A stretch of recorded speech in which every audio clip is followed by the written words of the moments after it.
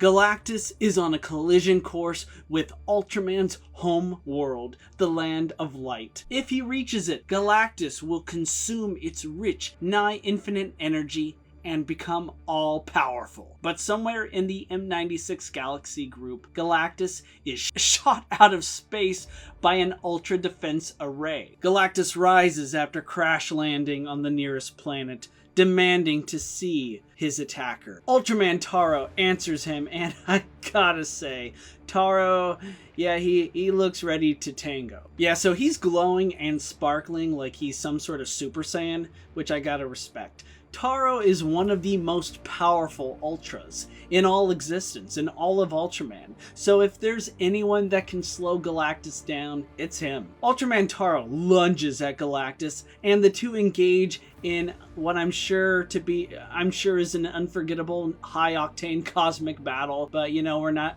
unfortunately, we don't get to see it, so that's a bummer. On Ultra Guard Island, our heroes attempt to recruit the newest Herald of Galactus, the alien Zerab. Zerab, however, isn't interested in breaching his agreement with Galactus. After all, Galactus would destroy his homeworld in retribution if Zerab were to betray him. Ultraman discloses that Zerab's people are mistrusting of outsiders, which is hilarious because their superpower is shapeshifting, which I guess means they have the ability to turn into people they trust the least.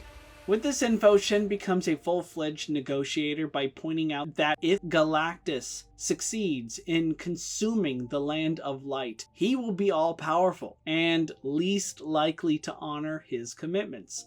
After all, if Galactus starts breaking his promises, who's strong enough to hold him accountable? Zerab thinks about it for like a second before agreeing to joining forces, and if you think about it, it's a persuasive argument. Far too often we think a cosmic being of Galactus' station would be super logical, understanding, and, like Ultraman, benign. However, absolute power corrupts absolutely, and knowledgeable readers know all too well just how hungry for power Galactus can get.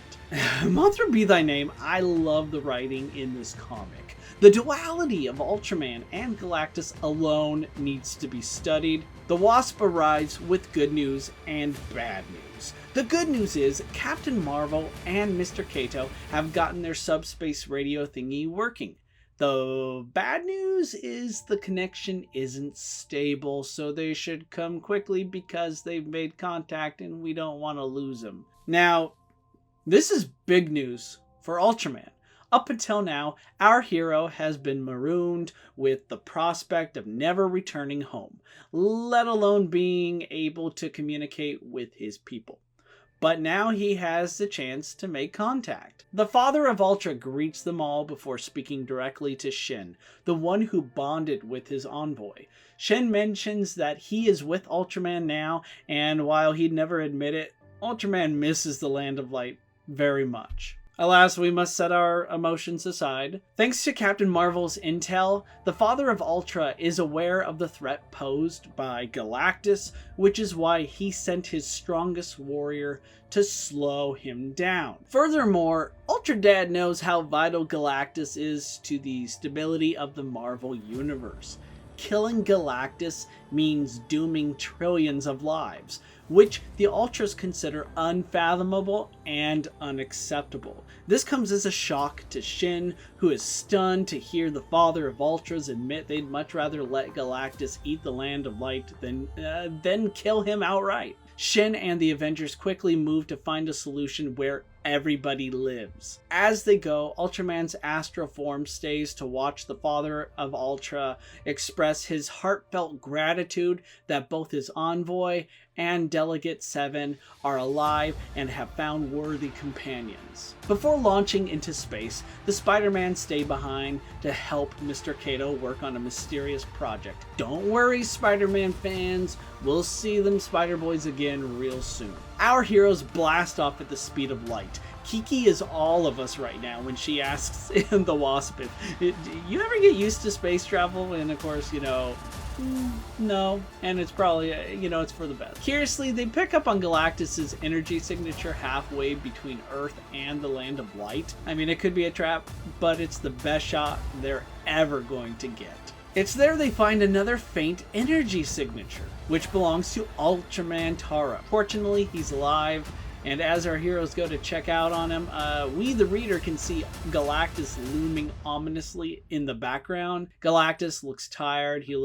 He's not beaten, but he's clearly been, he had to exert himself to put Ultraman Taro down. And yeah, I wish we got to see this fight. I'm sorry. I really do. I think we missed out. Shin goes to help Taro, with the latter immediately recognizing Shin as his brother's human host. Taro concedes Galactus is too powerful. Neither the Ultra Defense Ray nor Ultraman Taro could stop him. But since it will take time for Galactus to recover, there's a window for them to escape with their lives if they choose to take it. But then suddenly a giant kaiju burst out from the ground. Because, of course, what are the odds of landing on a random planet that happens to have a kaiju on it? I mean, I'm not complaining. By the way, it makes sense within the narrative as kaiju are drawn to negative energies, and Galactus is like a beacon for that. Without skipping a beat, Jack, their ultra robot, sucker punches the kaiju. We quickly learn the Amazing Spider-Man is piloting it. Peter Parker and Miles Morales helped Mr. Kato patch the giant mech up.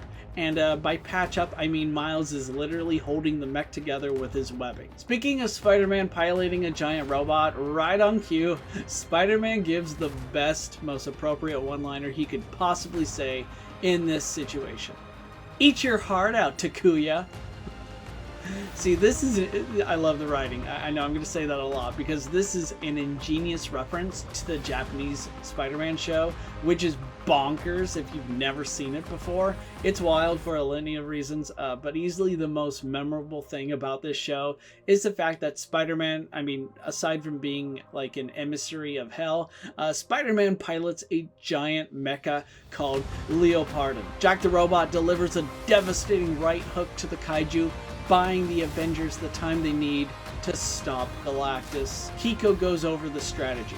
The goal is for Zerab to distract Galactus long enough for the Avengers to blindside the supercharged cosmic god with the dark energy batteries Morheim gave them in a previous issue. All this might sound amusing, but Galactus isn't having it. Galactus sees through Zerab's charade and unleashes a massive energy pulse.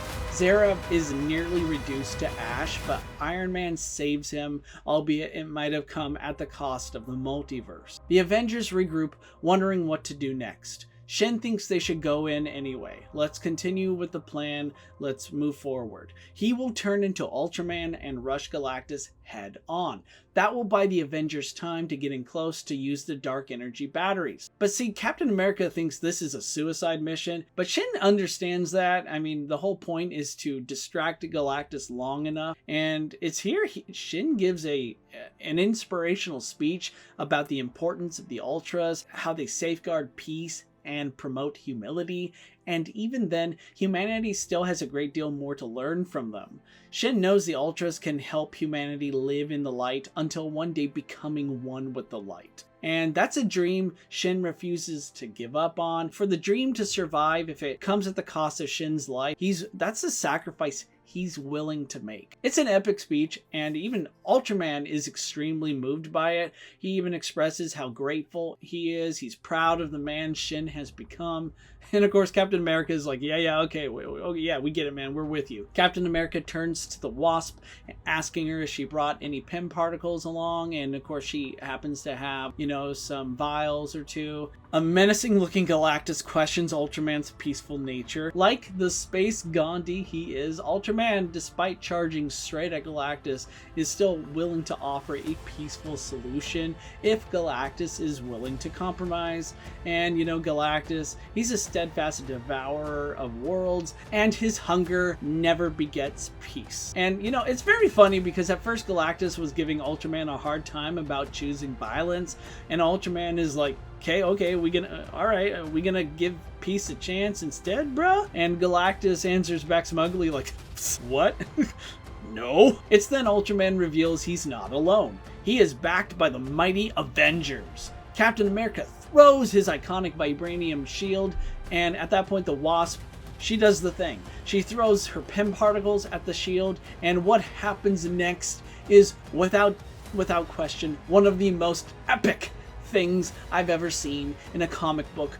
Ultraman holding up an ultra-sized Captain America shield, which he then uses to block Galactus's power cosmic. Are you not entertained?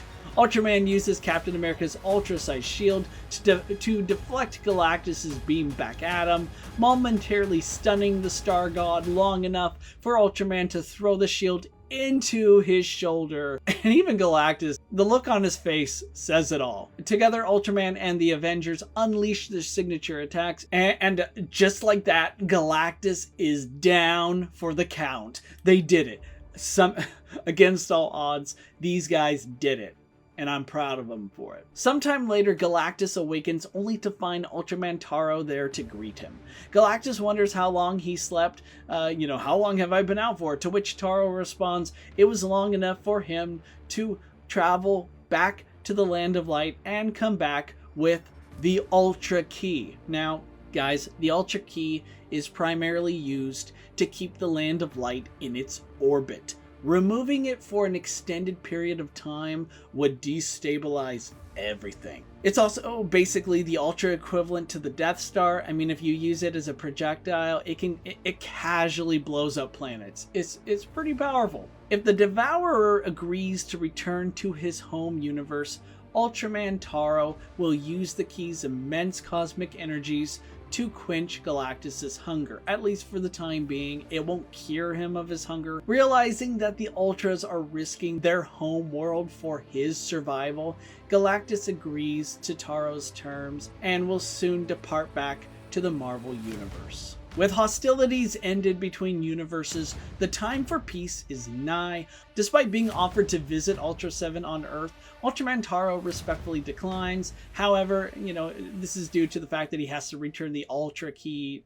He has to return it to the Land of Light like ASAP, or, hey, everything is doomed. But at the same time, though, he offers something that he hopes will help restore Ultra 7. I'm not quite sure what it is, but it does look an awful lot like the Red Sphere from the Ultraman Gaia movie. The Red Sphere is a sentient machine capable of granting wishes, and yeah, guys, this could backfire. I mean, in one reality, it created King Amons, who's like one of the coolest, most dangerous kaiju Ultraman has ever faced. So yeah, this could easily backfire, but we'll just have to wait and see where it goes. Before going their separate ways, Shin asks if they can stay for a while after sending Galactus through the portal.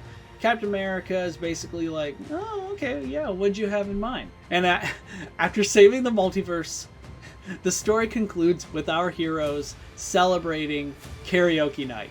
And that's it, guys. That's a wrap on Avengers X Ultraman. And I gotta say, true believers, we need to take a moment and pay our respects to the most dynamic writing duo.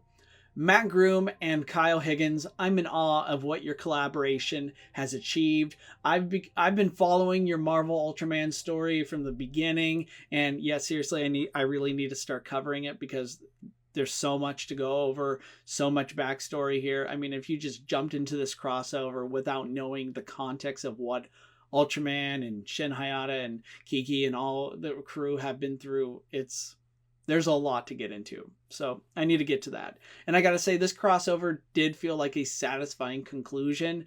I don't know if this is the end. I'm hoping it isn't. Groom and Higgins' Marvel Ultraman has what it takes to go higher, further, faster. I gotta say, artist Francesco Mana is the GOAT, from illustrating not one but two Spider-Mans, to a sleek, noble-looking Ultraman, to an absolute menacing Galactus. Francesco nailed every character down to the most myopic detail, to the minute detail. More apropos, Francesco's talent of displaying the raw emotion of these characters to the point where we didn't even need their dialogue boxes to know what they were thinking is a true testament to his skills as an artist.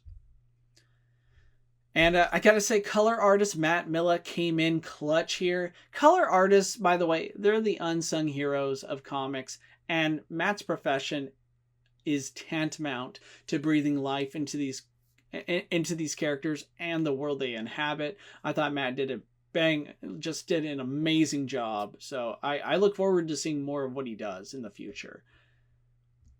Avengers X Ultraman's limited 4-issue run kept it from achieving its full potential. I mean, in my opinion, this mega crossover easily warranted 7 issues. I think obviously, I'm a greedy Ultra Kaiju fan. I love Marvel. I love all of that stuff. And if we could have gotten even more, I would have been all here for it. But alas, here we are. I probably would have settled with 5, given the writing talents of Matt Groom and Kyle Higgins. I mean, seriously, I'm blown away by what these guys were able to achieve in only 4 issues. With an extra issue or two, we could have been treated to Galactus throwing down with Ultraman and Ultraman Taro, with the latter sadly happening off screen. I mean, granted, Ultraman not fighting Galactus earlier in the story makes sense given Ultraman's commitment to peace. It was true to his character, and again, it made sense with the context of the story. So I respect that, but I still wish we got to see Galactus fighting Ultraman Taro. I feel like we missed out. You're a good cat. I love you. And you can tell there's something special about Marvel Ultraman's adventures because there's just so much more to explore. Like you can tell there's something special about Marvel Ultraman. There's just so much more to explore. Let's hope Matt Groom and Kyle Higgins have a chance to do exactly that. Let's do our part by supporting the official release. Okay, so now it's your turn to tell me what you think about Marvel's Ultraman. Share your thoughts in the comments section down below. Thanks again for stopping by, everyone. We'll see you all again soon.